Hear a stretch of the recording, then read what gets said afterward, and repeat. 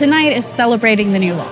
It is celebrating that we finally have modern, functioning, consent-based legislation in Sweden, which states that anything less than a yes in sexual situations is a no and is illegal, is rape. On Sunday, Sweden joined 9 other European countries in changing its laws to define rape as any kind of sex without consent. It's a victory for Fatta, or Get It, a women-led grassroots campaign launched in 2013 after a Swedish court acquitted 3 men of raping a 15-year-old girl with a wine bottle.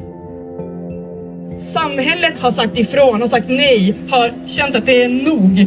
Och då måste också beslutsfattare, lagstiftare börja lyssna på folket och fatta att... Why was it so important to you that Sweden has a consent-based law? Because it changes where the responsibility is. Everyone has the responsibility to know better than to not understand that someone wasn't up for it.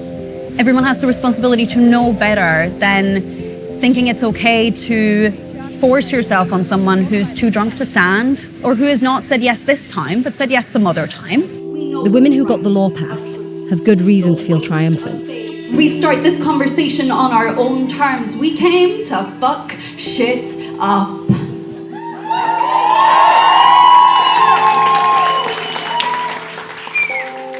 But when it comes to implementing the law, it's still mostly just vague.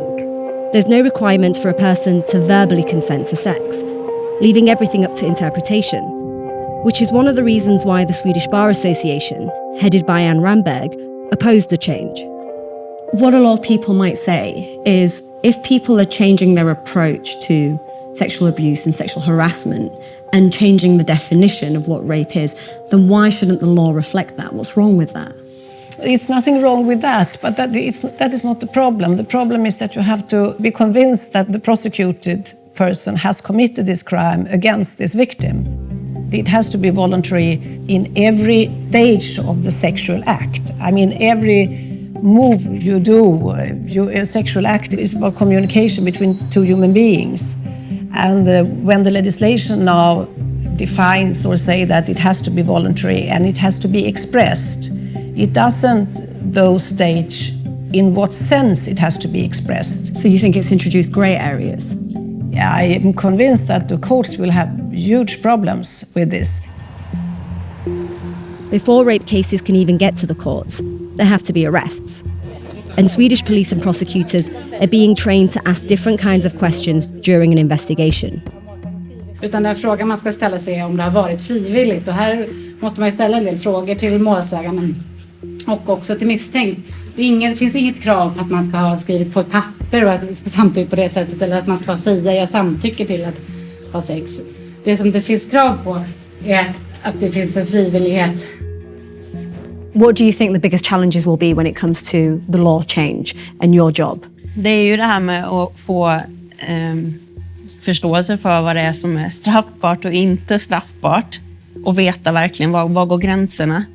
Man måste ju få personerna, alltså bara målsägaren först, och på något sätt beskriva hela situationen. Och det är väldigt mycket detaljer för personerna i fråga att komma ihåg. Och där tror jag det kan bli väldigt svårt för oss, såklart. De har bara oftast en känsla av att det var fel. That's part of the reason Fatta is going beyond the law, to try to change the way men think about sex. Tony Haldin Holtqvist is a Fatta board member and is hosting all-male discussion groups throughout Sweden. So what men needs to do at first is just calm down, take a breath and just listen. You try to understand their world. Next step is, what is my part in this? That's basically the fundamental way to start this whole thing. Did you ever have to come to terms with realizing, oh, I have probably stepped a line when it comes to consent previously? Yeah. I definitely begged for sex. I feel really ashamed of doing this, but it takes so much courage to also be able to go there and think on these things. I think the big task ahead is for men to just start listening and start thinking about their own behavior. Actually, that's a great starting point.